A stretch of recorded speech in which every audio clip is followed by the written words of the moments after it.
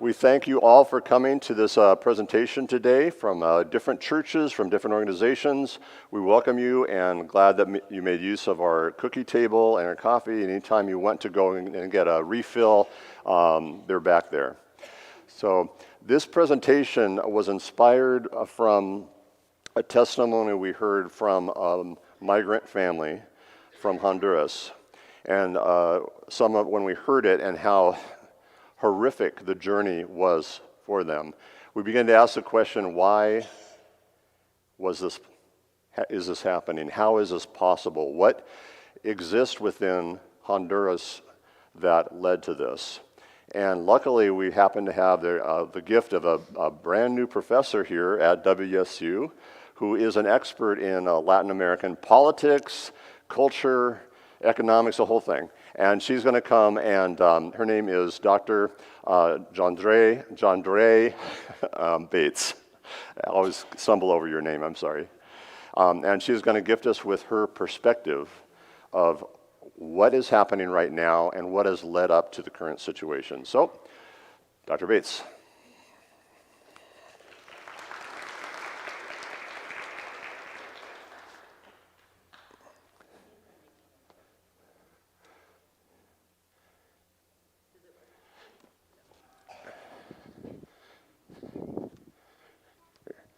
So it's that button right there. There. Thanks. Now you guys have a good insight into how my students feel every morning when I set up the PowerPoint, and then I'm just like, is this working? Is this working? Thank you all so much for coming, and thank you to Pastor Robert and Pastor Tori for inviting me to be here. It's so nice to hang out and talk to people that are only at the end. And also I noticed as I was standing here when I was sitting earlier, that you guys have windows. So this is like a serious upgrade from the classroom in which I teach. And I have this microphone. I'm really flying high right now. So I spoke with Pastor Robert, and he told me about the story that the Miranda family shared with all of you.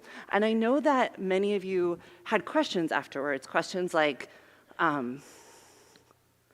why are people coming from Central America to the United States? Is the Miranda's family story, is that common? And what created the problem where people are coming, or problems where people are coming to the United States? So today, I want to share my perspective on those things. So to give you just an idea of where we're going, first we'll contextualize the Miranda's family story in the phenomena of migration right now. Then we'll think about what factors are pushing people from Central America to come to the United States. And then, since I specialize in history, I'll share with you some of the intertangled history of the United States and 3 countries in Central America that I would argue gave rise to this situation. And at the end, hopefully, we'll have a little bit of time for questions, and we can chat about any questions that you have remaining. So,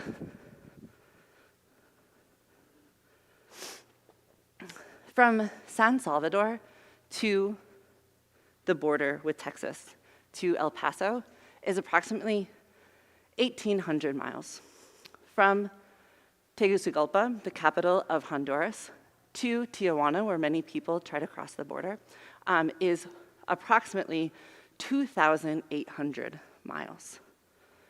Approximately 400,050 people make their way from countries in Central America to those borders every year.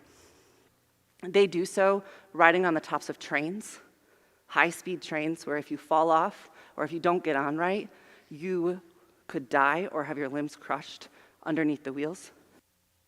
They do so in the back of semi-trucks where, sorry, I just realized that I only changed the slide on here. Thank you.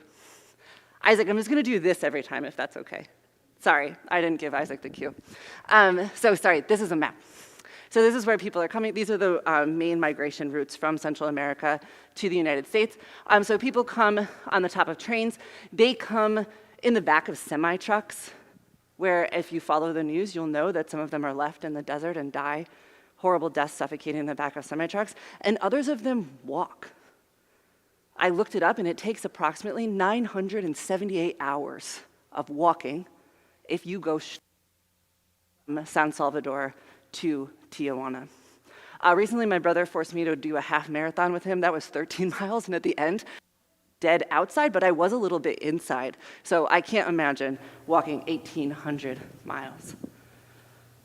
Of the 450,000 people that make it to the United States border every year, we don't know, but people estimate, people estimate that approximately 1 million people are actually leaving these three countries, the countries of the Northern Triangle, Guatemala, Honduras, and El Salvador, each year. These three countries make up approximately 96% of the migrants that are coming through Mexico to the southern border. If you're thinking about the demographics, who's coming, how are they coming? Sorry, one second. Approximately 45% of people are making those journeys as single adults. Another 38% are coming as families, so bringing their children with them. And then another 17% are coming before they reach their 18th birthday. So about 17% are unaccompanied minors. Isaac, can you do the next slide? During the passage, whether you go on foot, whether you go on the top of a train, or whether you go in the back of a semi, the passage between Central America and the United States is brutal. There is no one that escapes that brutality. There are problems that are just come from that type of physical exertion, from leaving a place where you are poor and hungry and then walking or traveling thousands of miles. People sleep often in this picture here, migrant detentions or migrant shelters as they move through Mexico, frequently that are sponsored by the Catholic Church. If there isn't room in a migrant shelter, people are left on the streets. Most people experience the Doctors Without Borders estimates that 82% of people, after they leave the Northern Triangle, they experience some form of extortion or robbery on the way between Central America and the US border. That means that they leave already poor, they have some money with them, and that money is taken from them either as a bribe to a forced bribe to a customs official or through robbery. Which means that the money that people have pooled together in order to afford the passage between Central America and the United States is taken away, and they're then relying on sometimes handouts, sometimes donations, and sometimes picking through the garbage or dumpsters. They sleep in shelters, or they sleep crowded around street lamps because it provides protection. 1 in 3 women that travel between Central America and the United States will be sexually assaulted during their travels. That number is higher for girls under the age of 18. Approximately 40% of them will experience sexual assault between the time that they leave the border and they make it to the United States. If you've been paying attention to the news, you know that getting to the border with the United States is not an offer of safe haven. Many people, through programs that keep people in Mexico, the Stay in Mexico program, means that people are living for months at a time on the border between the United States and Mexico in tent camps. The tents often being donated. They're in cities that don't have the infrastructure to handle the influx of 450,000 people each year. When people arrive from Central America and they're at the border, they're not in their neighborhood, they're not with their friends, they're not with their family. So they're left along the border essentially to fend for themselves without the infrastructure, the sanitation infrastructure to help them. And because of increasing, sorry, you can't hear me? Just got word from Isaac that the mic is going out. Oh, sorry, Isaac. Okay. Sorry, Isaac. So that they're in camps. Moreover, because of increasingly strict immigration and deterrence policies through Mexico, people that get to the border, it's too dangerous to go back again. So you can't get to the border, recognize that your asylum petition isn't going to be processed quickly, and then go back, because the deterrence measures mean that you'll be put into a detention camp, or that when you go back, the money that you've already taken out a loan in order to make the passage to the United States, so people try over and over again. Some people, they get tired of waiting with no food, with not real shelter, with their children in places that don't have sanitation and don't have proper safety precautions for migrants, and so they try to cross the border themselves. This here in the top left is a picture of Alberto Oscar Martinez Ramirez, who tried to cross the Rio Grande River with his 24-month-old daughter after waiting for their asylum petition to get a response in 2019, and floodwaters washed them both away, and they drowned. Here is a piece. The Sonora Desert is literally littered with the bodies of migrants that tried to cross through the desert and then didn't make it because they were too dehydrated or because they were too hungry, and because the temperatures in the Sonora Desert in the sun can reach 120 degrees. So then when you see these stories, for me, you see these stories and then you just think, why? Why would you do that? Why would you, if you know migrants from Central America are infinitely more aware of the hazards of the passage between the Northern Triangle and the US border than I am, than you are. They know, but they still try to make that passage. So then the question becomes, why would people do that? And the answer is, sorry, Isaac, a combination of violence at home and vulnerability that makes the risk of the migrant trail worth it to people, and particularly worth it to families. So, Doctors Without Borders surveyed migrants going between the Northern Triangle and the United States. 61.9% of them were exposed to a violent situation during the 2 years prior to leaving their home country. 32% of women were sexually assaulted or raped in the previous 2 years. 75% traveling with children reported leaving a situation due to violence. Between 2009 and 2016, El Salvador had a higher homicide rate than Iraq. More people died a violent death than Iraq and Afghanistan, which were two countries at war. They had the highest homicide rate of anywhere in the world outside of Syria. Countries that were not at war had a higher homicide rate than countries that were at war. These countries had a higher homicide rate. Moreover, that violence, so that's a large, broad overview, but that violence, Isaac, is concentrated in urban areas, and it's concentrated among women and children. It's concentrated in urban areas, and as I'll explain, there's a number of factors that have pushed a lot of people in the last 20 years from rural communities into urban areas. We'll talk about that in a minute, but it's concentrated in urban areas. Honduras has the 5th highest rate of violence against women in the world today. Every 18 hours, a woman will die a violent death in Honduras. Every 18 hours. That's not counting the attempts to take a woman's life or the sexual assault against women that doesn't go into that statistic. It's also concentrated among youth. Honduras has the highest youth homicide rate in the world. A child that was born in Honduras in 2012 has a 1 in 9 chance of being murdered at some point in their lifetime, over the course of their lifetime. 1 in 9. Isaac.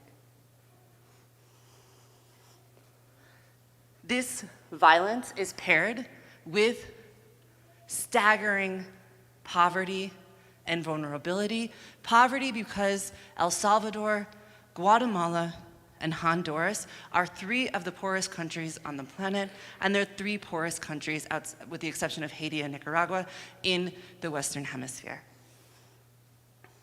73% of people in Honduras live under the poverty level. 54% of people live in extreme poverty. In El Salvador, the numbers are similar. 62% of people live under the poverty level, and 43% live in extreme poverty. But what's wild to me is that doesn't mean that you can't go to San Salvador and go to one of the most luxurious malls. Mall of America is cool. Like, you go to Mall of America, and all of a sudden you're just really proud, weirdly, to be from Minnesota. There's a roller coaster inside there. It's really impressive. But in San Salvador, El Metro is one of the highest end shopping centers in the world. You can get your Starbucks and your Lululemon. So it's not that there isn't, which for me is the height of sophistication, which says a lot about me as a middle-aged woman. Lululemon and Starbucks is my dream life. So it's not that there isn't wealth in the country, but it is that the vast majority of people are living in situations of dire poverty. It is these 2 conditions, vulnerability and violence, Isaac, that gives rise to a situation in which gangs, violence, and extortion make it so that people in the Northern Triangle think that they and their kids and their families are safer risking it all on the migrant trail to make it to the United States in the attempts that they can apply for asylum than it is to stay at home. I want to share with you, I think statistics are really good to think about a broad level, but I just want to share with you a few stories that give you a more personal view into what that violence looks like. So, I'm not a math professor, but if you see that hand on the top left, there's only 4 fingers there, and that is 1 less than there should be. This is a photograph of a man named Gustavo.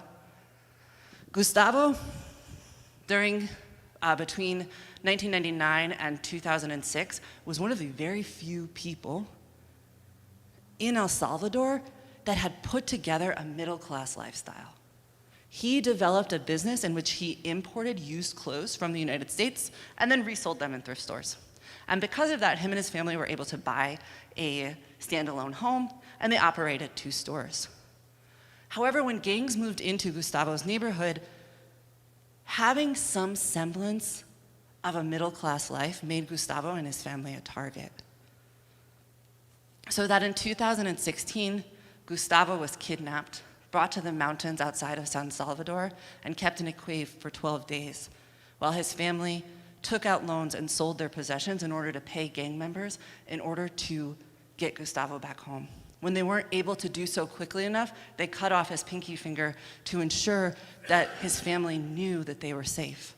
And you know what amazes me about Gustavo? That wasn't enough. That wasn't what made Gustavo leave El Salvador. It was when the gang asked for more money that the family didn't have, and they started calling him or leaving notes that just said what his son was wearing that day. Your son today is wearing red basketball shorts and a white t-shirt. That's when Gustavo sold everything else that the family had and moved north to seek asylum in the United States. This young man, Tomas, his mom is amazing. His mom kept him out of any public space in Honduras. Tomas went to school and he went home. He went to school and he went home. His mom worked incredibly hard, 6 days a week, 12 hours a day, to ensure that Tomas didn't have to contribute to the family income as a child and that he could go to school and home. And why did she do that? Because she knows that gangs in El Salvador and Honduras start recruiting young people as early as age 8. And she didn't want her son to be wrapped up in a gang. That even his school was not safe. And so members of MS-13 started to recruit Tomas first with rewards. If you do this for me, I can give you some money. If you run this message, I can give you this money. And then your mom wouldn't have to work so hard. And Tomas, because of the upbringing that he got from his mother, was no. Tomas wouldn't join a gang until him and his cousin were beaten so bad that his mother said that she couldn't recognize his face. And that's when Tomas's mother got out together all of the money that she had in savings, took a loan from family members, and then paid for a coyote to bring him north. M and N, these are two young girls, 14 and 15, that are still have not crossed the border and still fear for their lives. So the person that interviewed them, a brilliant journalist named Oscar Martinez, he didn't use their full name.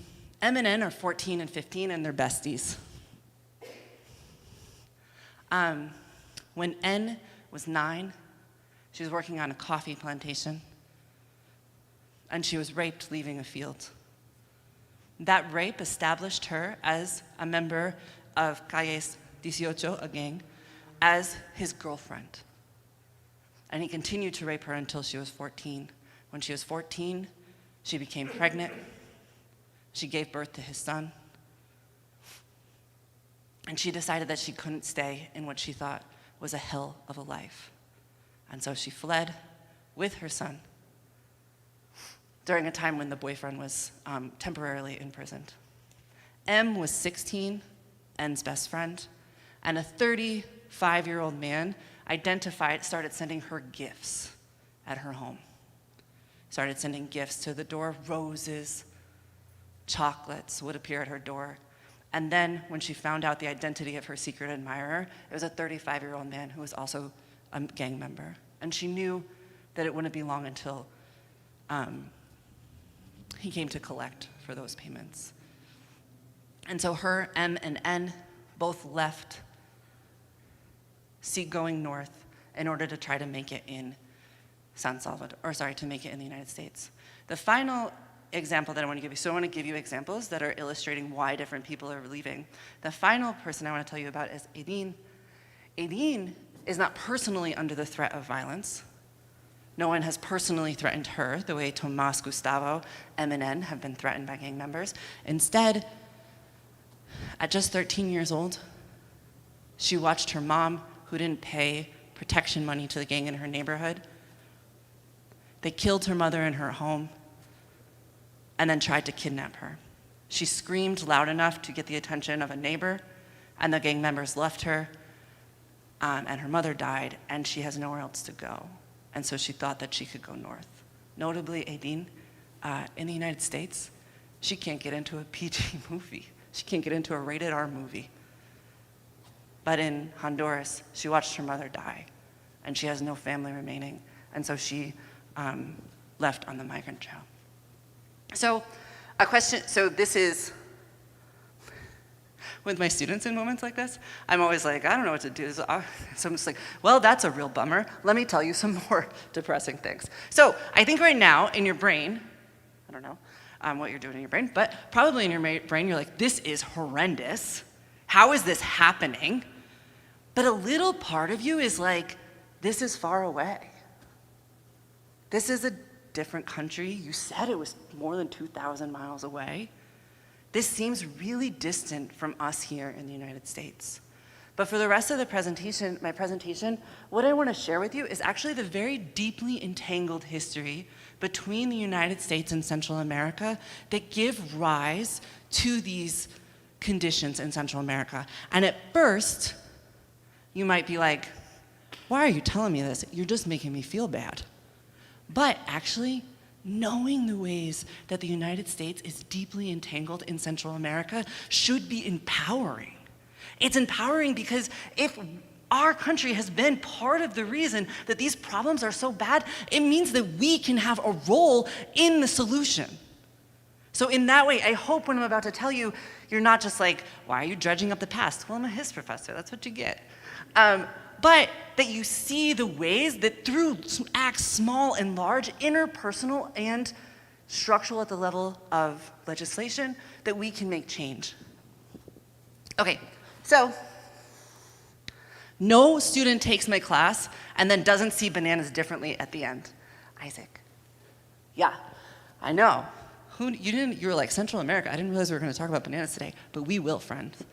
Okay, so Central America and the United States has a really deeply entangled history that rests in bananas and coffee and sugar. Why? Because a political theorist in the 1970s said this quote that I love: Latin America's poverty stems from its riches. And it's true. Because Central America, the whole region that we're talking about, is an area where for thousands of years there were volcanic eruptions that then created amazingly rich subsoil in a semi-tropical environment. It is an area that has the ability to produce abundant agricultural products. And during the 1890s, a company from the United States based in Boston figured that out, and they formed the United Fruit Company. The United Fruit Company, by 1944, owned 62% of the land in Guatemala. That's more land than Guatemalans owned. 62% of the land in Guatemala, approximately 34% of the land in Honduras, and approximately 26% of the land in El Salvador. Other parts of the land being utilized for largely coffee and sugar production. The United Fruit Company ensured that there was a huge amount of investment going into Latin America in the early 20th century and a huge amount of wealth coming out. That investment went into trains from the port city to the United Fruit Company plantations, ports to take those bananas from the United Fruit Company plantations to US markets, and a strong military presence to ensure that there would not be unionization of workers, and to ensure that the political process was controlled by the few dozen elites who allied themselves with the United Fruit Company. So the United Fruit Company, by the 1940s, owns huge parts of Central America and has allied with governments that have not invested in education, public health, even really integrating the infrastructure, because everything's just going from banana plantations to the coast. So that by 1944, I love statistics. I just am crazy about them, so let me just tell you some more. By 1944, life expectancy in Guatemala is only 42 years. Why? Because infant mortality is so high. Because 1 in 2 indigenous children die before their second birthday due to malnutrition and a lack of clean water. 70% of the population of Guatemala is illiterate. 90% of the indigenous population is illiterate. And then I always just think history gives us so much hope. And then people decided to do something about it.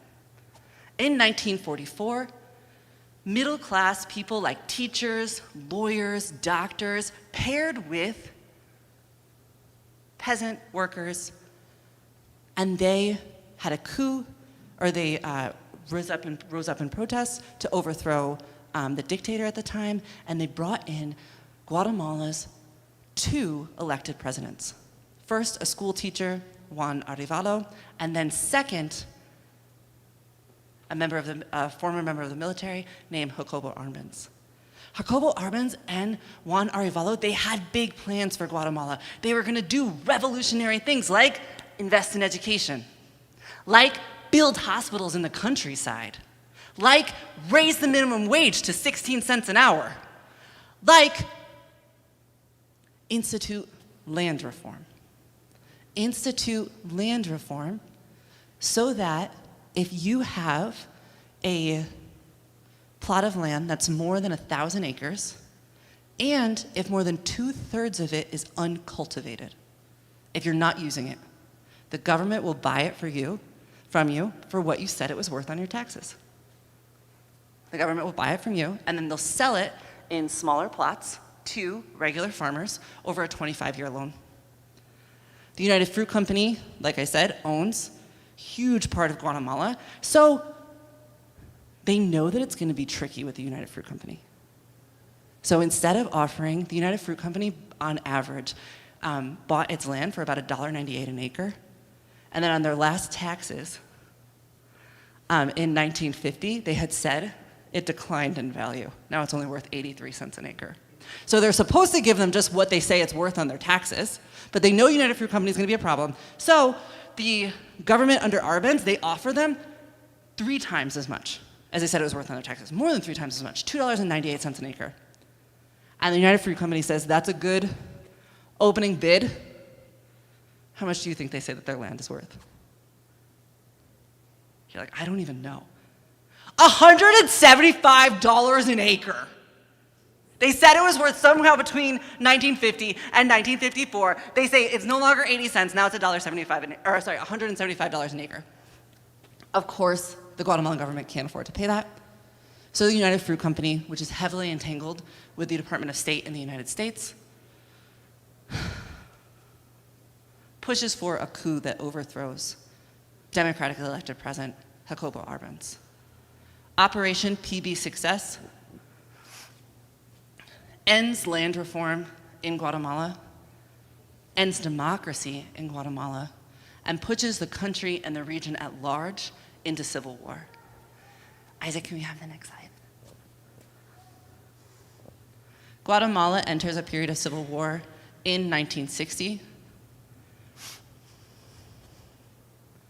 It's a low-scale war for the first 19 years between 1960 and 1979. Neighboring Nicaragua will enter civil war in 1961 when coalitions of students and peasants and trade workers pull together to overthrow long-term dictator Somoza. El Salvador by 1979 will also be in civil war as the United States increasingly uses El Salvadoran soil as a base for helping Contras defeat the Sandinistas in Nicaragua. Next slide. As I said, the first 19 years of the Guatemalan Civil War will be pretty low scale. Occasional clashes between the military and peasant guerrillas. But after 1979, civil wars in Central America escalate dramatically. And that is because of the success of the Sandinista revolution in Nicaragua. When the Sandinistas take power in Nicaragua, US governments see this as a sign that communism is creeping into Central America. And so the Reagan administration over the next 12 years will pour more than $4.6 billion into arms in Central America.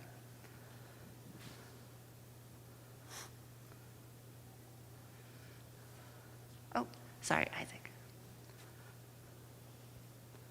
These arms will be put into aid to military governments, and then particularly into military arms that'll be used against peasant armies. The United States government will prop up the international legitimacy of military governments through Central America for the next 20 years, and will offer counterinsurgency training at the School of the Americas. Counterinsurgency training is not only how to fight battles, but it's also how to take prisoners and extract confessions. The training that, I think it's also really important, this area and the United States at large, sometimes I think my students, this happens too, we start to conflate the United States government with people from the United States. But it's not always the same.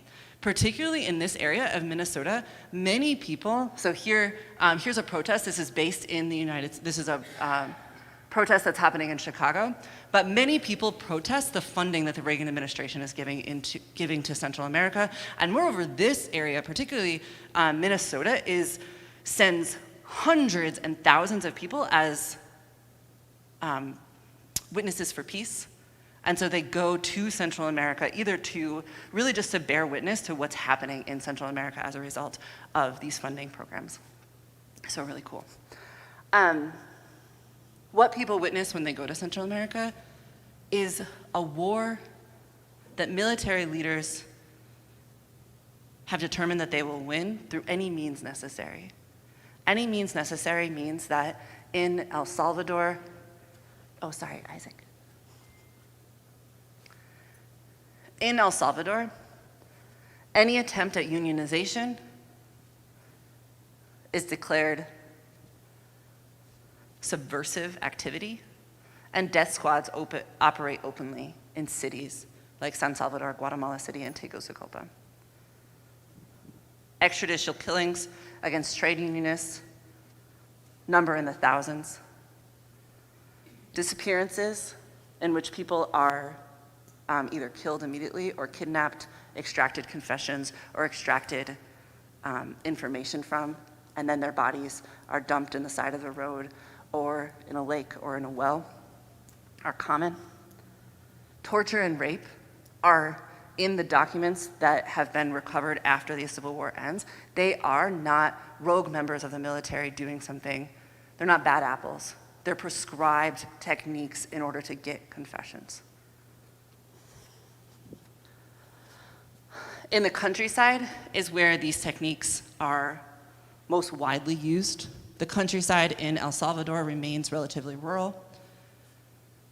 And with the fear that guerrilla armies are recruiting from peasant villages, the military enacts relocation campaigns of suspected guerrillas, in which entire villages are protected from attempts by the guerrillas to infiltrate them, and they're taken the entire village and they're brought into camps that concentrate the population. Those camps do not have adequate sanitation or adequate food. Violence is rampant in them. 1 in 4 children that are born in the rural areas of El Salvador see violence or death enacted against their parents during this time period. If you, some of you are probably familiar with some of the stories from El Salvador's Civil War, because in 1992, Massacre at El Mozote, Mark Danner came across the headlines of The New Yorker, describing how one village among many systematic rape, public executions, and the creation of, or the killing of over 700 villagers was used as a technique to root out supposed guerrillas. In Guatemala, Isaac, the campaigns in the countryside take genocidal turns, so that 250,000 ethnic Mayans are slaughtered by the Guatemalan government in what's called a scorched earth campaign, or Operation Sophia. Over 250,000 ethnic Mayans are slaughtered.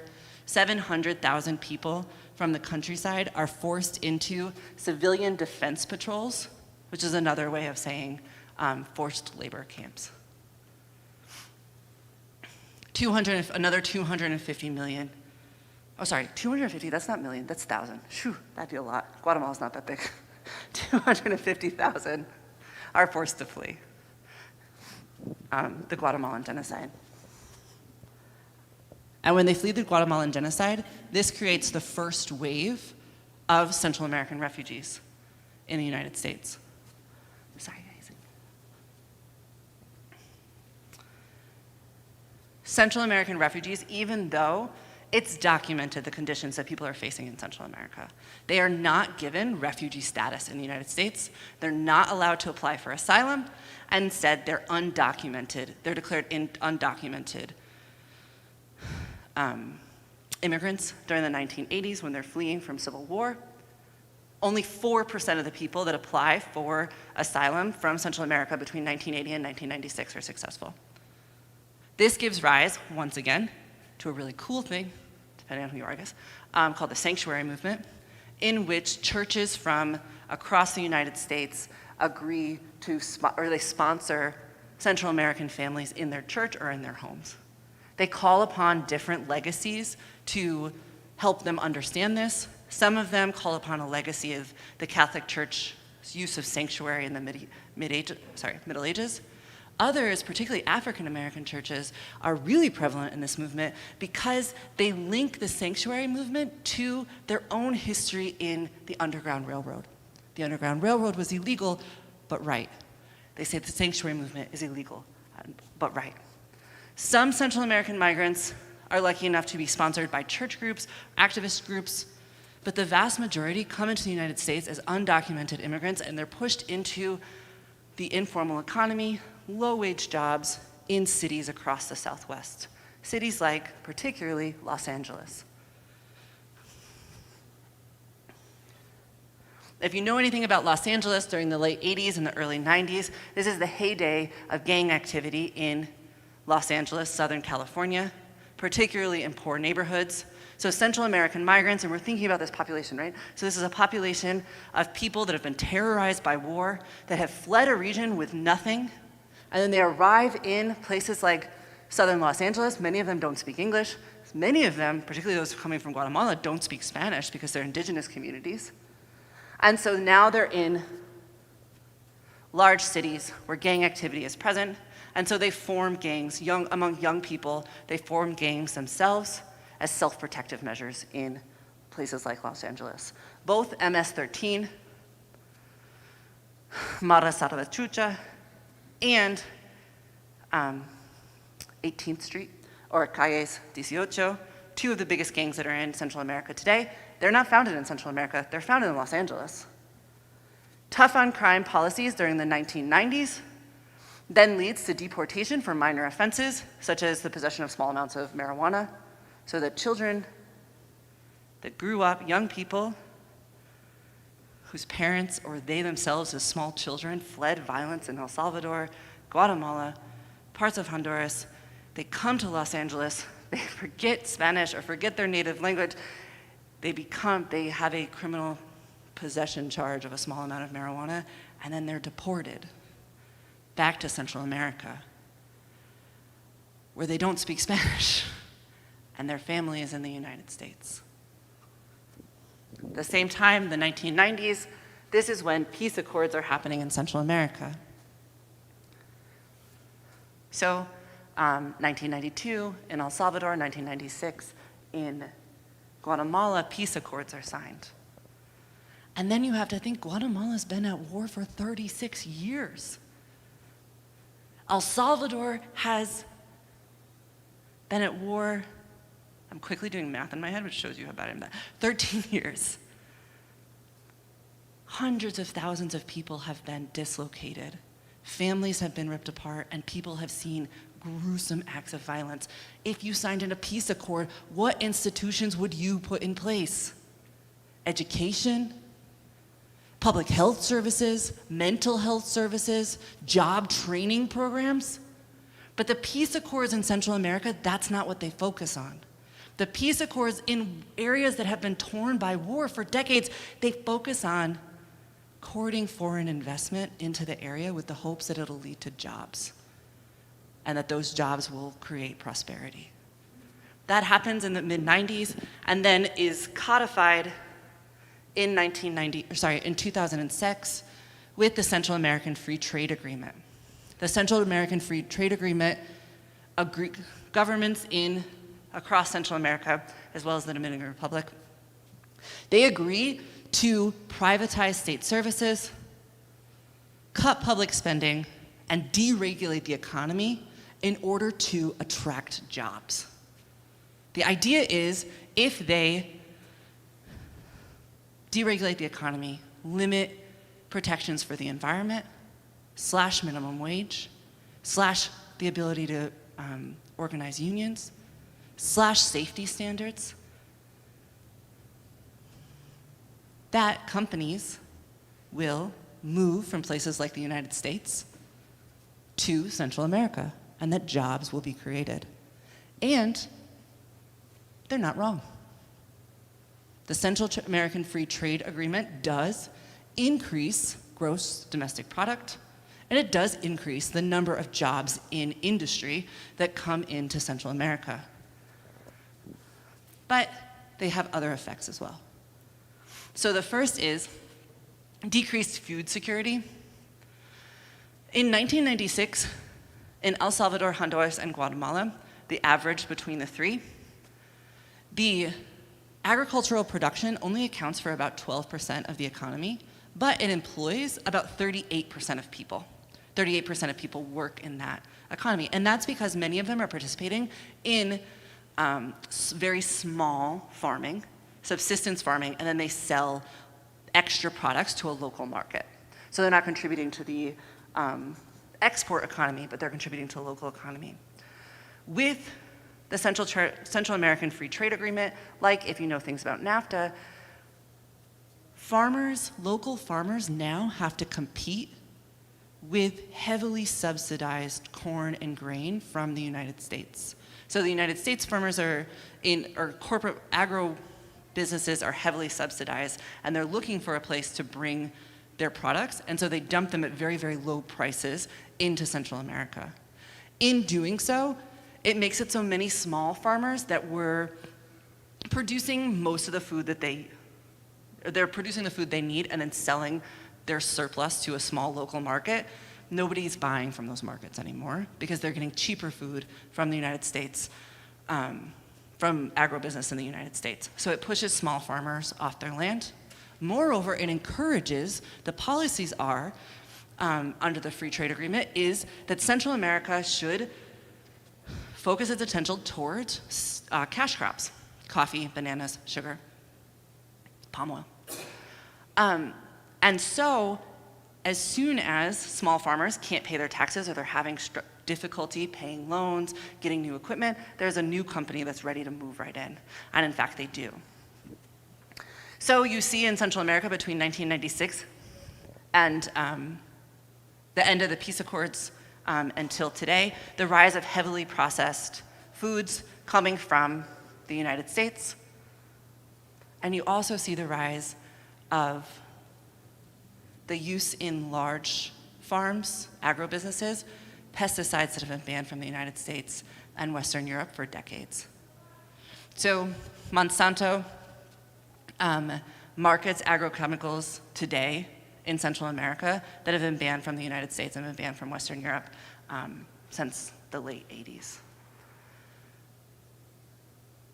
They do that because the government has promised that this is an area that's ripe for business, that you can move your large farm in. So that's in the countryside. So this results in some people being pushed off their land in the countryside. More recently, climate change has affected these regions. Central America, there's an area that had been really rich for agriculture that's had a drought since 2014. It's now referred to as the dry corridor. Between 2014 and 2018, more than 2 million people have lost crops due to drought. In the year 2020, bad year for most of us. Extra bad year in Central America as Hurricane Eta and Hurricane Iota destroyed huge parts of El Salvador and Honduras. In addition to climate change, Isaac, thank you. You're wonderful. I love to do this and then the slide change because it makes me feel a little bit like really like I have the power of God. Like I'm like, Lord, give it to me. And then like the slide changes. It makes me feel good. So infrastructure, mining, and hydroelectric. Projects in mining and hydroelectric were jumping in Central America after the Central American Free Trade Agreement, in part because it's courting for an investment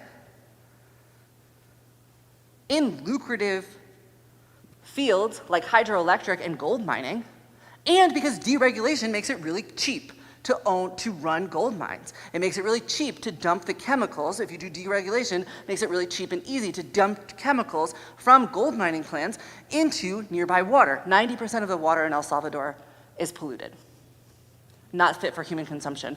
The Commerce Group, based in Milwaukee, dumps so many chemicals. I just laughed. What am I doing? Okay, so they dumped so many chemicals near a gold mine plant in the San Sebastian River that it had 9 times the amount of cyanide fit for human consumption and almost 100 times the amount of iron as fit for human consumption. This is why I'm laughing, because so they found this out in 2006, and the Salvadoran government closed the mine because they're polluting this water. And then in 2011, the Commerce Group sued to reopen it. Can you imagine the tenacity? If one day you're like, I don't believe in yourself, you got to believe in yourself the way the Commerce Group operating in Central America believes in itself. But so why is the Commerce Group, why does it have so much confidence? Well, it has so much confidence because under the Central American Free Trade Agreement, the lawsuit that they're filing, or the suit that they're filing against the Salvadoran government, one cost approximately $365 million for the Salvadoran government to fight. So I think the Commerce Group was pretty convinced that the Salvadoran government wasn't going to fight it. Second, because under the Central American Free Trade Agreement, it's not an open court.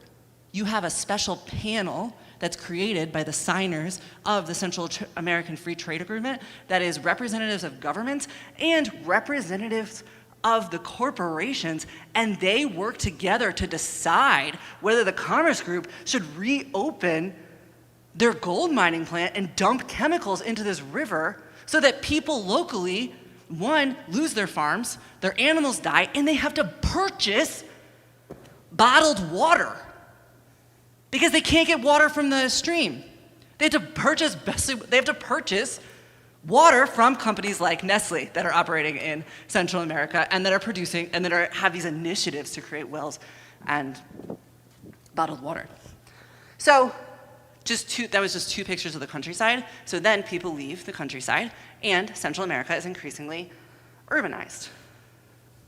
Jobs that are growing in urban areas. Maquiladoras. Maquiladoras are new factories that are created because of things like free trade agreements in urban centers in Central America. They're companies that we're all pretty familiar with: Jockey, Hanes, Fruit of the Loom, Wranglers, Adidas, New Balance, the North Face. These companies alone shut down between 2006 and 2012 400,000 jobs in the United States and relocated them to Central American countries.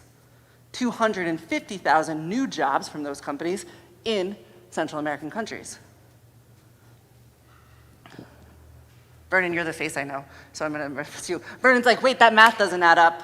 400,000 jobs leave the United States, but only 250,000 are created in Central America? How does that work? Well, it works because the workers in Central America, because of the lack of regulation, of a lack of overtime pay, of a lack of minimum wage, their workers work 6 days a week, 10 to 12 hours a day. One company from Japan was also working in Central America.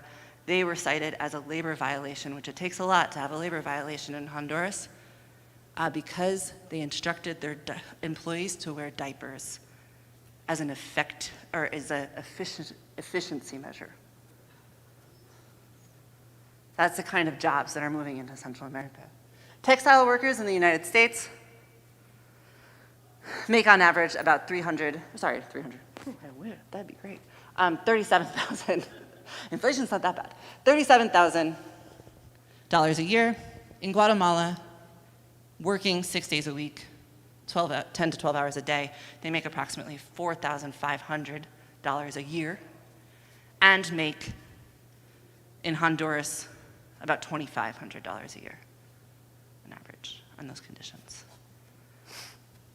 At the same time, between 2006 and today, it's created more than $70 billion in additional revenue since they've moved those plants south. So those are the jobs that are being created under the Free Trade Agreement. And then I also see Vanessa, so now I'm gonna be like, Vanessa's like, somebody's gotta do something. Why don't they vote somebody new into office? Great question, Vanessa, because they've tried. So is reform possible? Reform was possible. In Honduras, in 2006, they elect a man who had the gall to raise the minimum wage from in the rural sector to $216 a month and raise the minimum wage in the urban sector to $290 a month. He also worked with farmer coalitions in the countryside to fight back against large companies that were impeaching upon their land or polluting their land. In response, in 2008, there's a coup that removes him from power, even though he was democratically elected. A coup that removes him from power by members of the military and members of the elite with the sanction of the United States government. So the United States government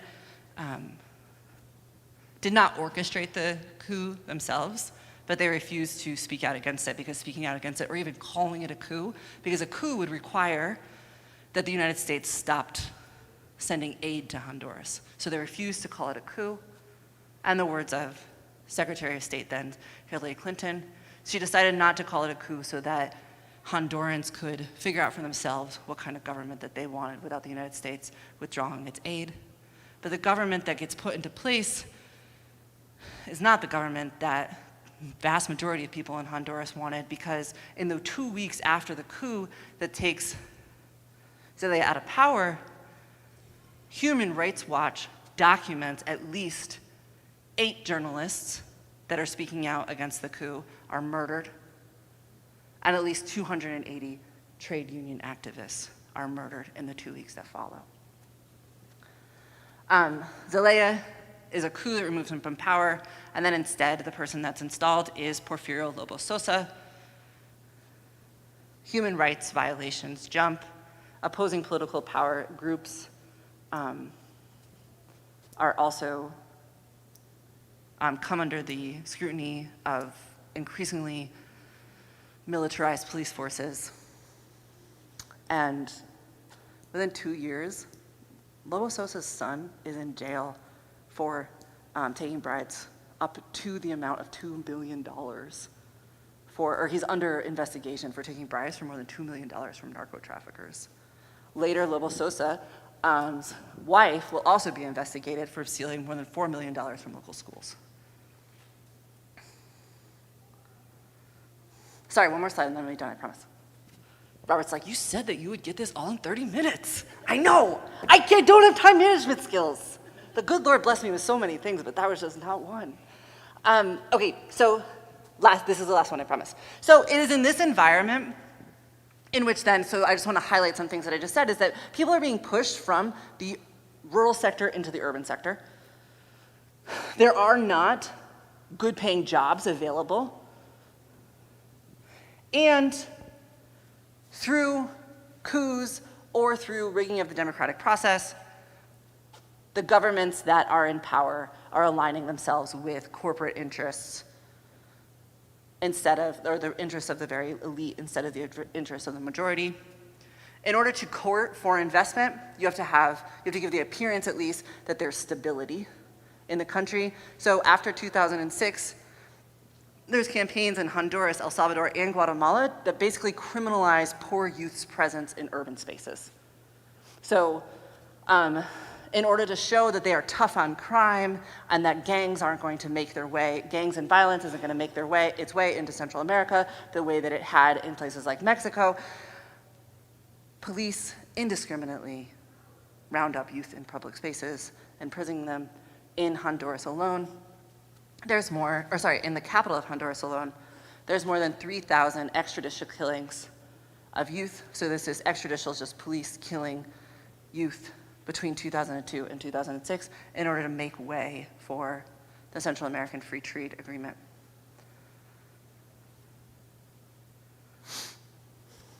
In the space where there isn't legitimacy for the government, where there isn't good paying jobs, where there isn't opportunity, this is where gangs arise. The gangs that moved from LA to Central America during the 90s, they come in force between 2006 and 2012. So by 2012, you can argue that the majority of San Salvador, Guatemala City, San Pedro de Sul, which is the second biggest city in Honduras, and Tegucigalpa are gang territory.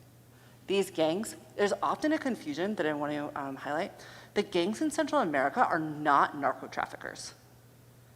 The majority of them are not linked into these transnational links of drug trafficking. Instead, the vast majority of gang members in Central America are involved in local disputes over territory and extracting what they call a war tax, which is when if you don't want your business to be burned down and you don't want your children to have violence against them, you pay every week or every month a tax or a tribute to the gang. And then, so this is how it starts up until 2000, and this is how it goes until 2012. Between 2002 and 2012, that's how most gangs function in Central America. And it's only when Get Tough on Crime policies push drug traffickers out of Mexico and into Central America, that some of those gangs then get the money and get the arms associated with narco trafficking. So this is the space in which gangs have so much power that they can kidnap Gustavo and cut off his finger, that they can, with impunity, recruit men like or boys like Tomas, harassing them not only in their neighborhood but also at school. This is why Tomas's mother doesn't call the police, because police officers in Central America are paid low wages and have high levels of corruption. Institutional impunity means that vast majority of people that experience crime in Central America will never see the perpetrators brought to justice. 80% of murders never have an arrest made. 96% are never adjudicated, which means they never go before a judge.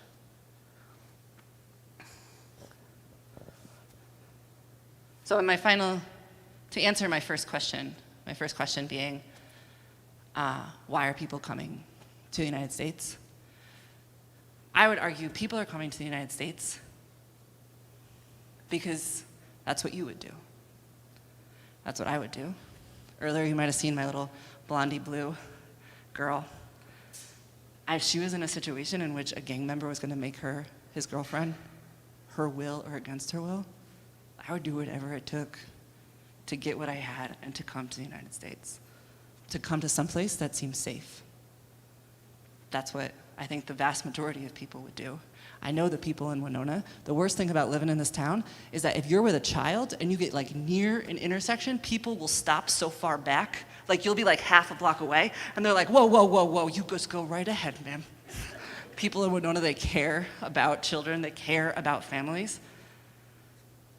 And so the reason people are in Central America are coming to the United States is because they're doing exactly what any of us would do if we saw a child or if we saw a young person that had no opportunity for advancement, not only in terms of economics, but also just if they weren't safe. That's what we would all do. And so that's what Central Americans are doing now. That's all.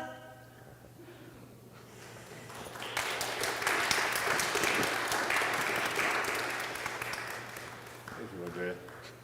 I'm on microphone 3. Hello? Okay. So I know that a lot of you have reservations and somewhere, but if anybody has a question, we'll just take a couple of questions. If something was like a little bit unclear, you wanted some clarity. Short questions, no political statements. That'd be great. Okay. Sorry. Anybody? Yes. I always think of Mexico as really a nice place. Why don't they want to go to Mexico? Why do they want to travel all the way through Mexico and also south? Why don't they go south? Do some go south? Do some stay in Mexico? Yeah, that's a really good question. So there's two answers there. One answer is that migration, if you're thinking about Central American migrants, or if you're thinking about any form of migration, like European migrants to the United States during the turn of the century, migration from the south to the north, all of migration, typically people go where there's families and where there's communities that have already been established. So many people from Central America are coming to the United States now because of that earlier migration that happened in the 1980s, because communities have been established. Why don't they stay in Mexico? Do you know that Mexico grants more asylum applications every year than the United States? Many of them are staying in Mexico, but Mexico has similar problems. So Mexico doesn't have the same problems with the specific gangs, but members of MS-13 and Calles 18 are prevalent in Mexico, and Mexico can't assure the safety of its own citizens. So if Mexico can't assure the safety of its own citizens, and so it can't assure the safety of Central Americans.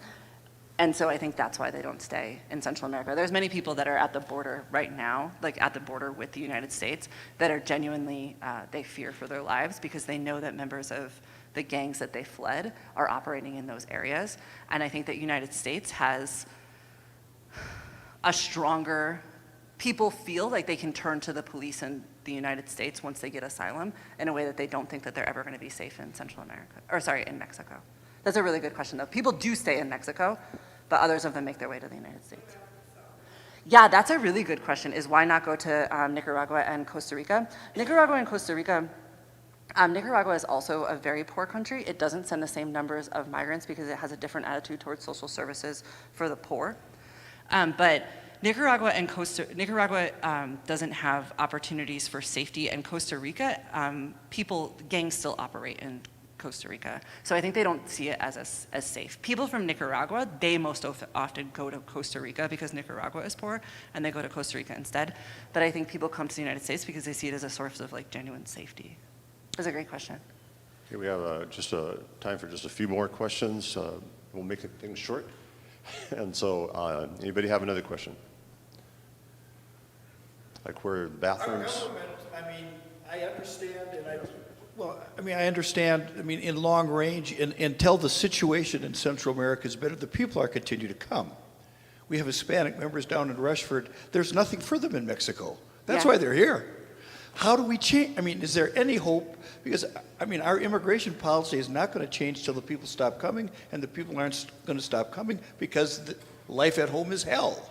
Yeah, I think that's such a great question, and I think so often what we think is that we can give suggestions to Central America, but I would say that actually Central Americans should be your model for that question, because in Central America, as in much of Latin America, democracy goes beyond voting once every 4 years. So, for example, the surge, I would argue that the surge and the gang presence in those three countries right now is a direct result of U.S. policies that push deregulation / public spending and militarize the police. That those three policies together allow gangs to rise in the absence of education, social services, and things like that, in the absence of good paying jobs. But do you know that the Central American Free Trade Agreement, it passed the House of Representatives. So this trade agreement that says low wages, bad working conditions, and a lack of, don't pay taxes, it passed the House by 1 vote. The House of Representatives, only by 1 vote. Us having conversations with our representatives, people in Latin America, it's not like I vote once every 4 years and I'm done. Instead, they're talking to their representatives all the time. People are talking to their representatives all the time, and we can be talking to our representatives. We can move beyond single issue voting, and think about what what makes me crazy is the Central American Free Trade Act. It represents us because our legislators signed it. Our legislators designed it and signed it, and it doesn't represent my interests. I don't want people to wear diapers while working. Unless that's your thing, that's cool. But if you don't want to, I don't want you to. But my representatives put that into place. So I think that actually, educating ourselves, being aware of not only, because when you're talking about immigration policy, we're only talking about Central Americans crossing the border into the United States. But let's think more cohesively about policy, right? The policies that we put into place that affect Central America brings them here today. So I think that I think there is an answer, and it's not just aid packages. Because aid packages, I would argue, are actually corporate welfare. If I have an aid package to Central America so that they can build schools and public health programs and sanitation because corporations that are based in the United States aren't paying any taxes or are paying such low wages that people don't have access money so that they can pay taxes in their country, then that's just me supplementing what these companies should already be doing. They should be paying a fair share of taxes. They should be paying decent wages. Jobs that pay $2,500 a year shouldn't exist. The idea that someone can live on that because they're in a different country, it's wild if you think about it, especially if you think about that we're all locked in the same free trade agreement. So I think you're right that people need to shift their focus from the border to think about immigration legislation on a broader level in what the United States is doing abroad, not just what immigrants are doing when they come here. Okay, one more question. Did you have a question? Is race an issue down there? Race. Race? Racism. Yes, thank you. That's a great question. So race, but not the way we think of it in the United States, but racism against indigenous populations. Yeah. So in Central America, and particularly El Salvador, this is less so in Honduras, which has a different legacy of indigenous people, but in El Salvador and Guatemala, to call someone an indio or to say that the only people that vote for this is an Indio politician, it's not like saying the N-word here, but it's very disparaging, and it's like to talk about people as like uncivilized, or it's to talk about people as uncivilized and uneducated, and it becomes a way very quickly of disregarding popular vote democracy. Because when the military overturns or when there's interference in an election, they'll say it was an Indio candidate. It was only voted for by the Indios. And that is a way of saying it was voted for by uneducated masses. So yes, that definitely is an issue. Hey, I just want to close by saying that this format is so much needed, as opposed to just seeing something on our television and saying, okay, I have to somehow accept the opinion of a very truncated analysis. So thank you for expanding our imagination into the problem and also potential solutions. And thank you all for coming. Let's say thank you to Dr. Bates here.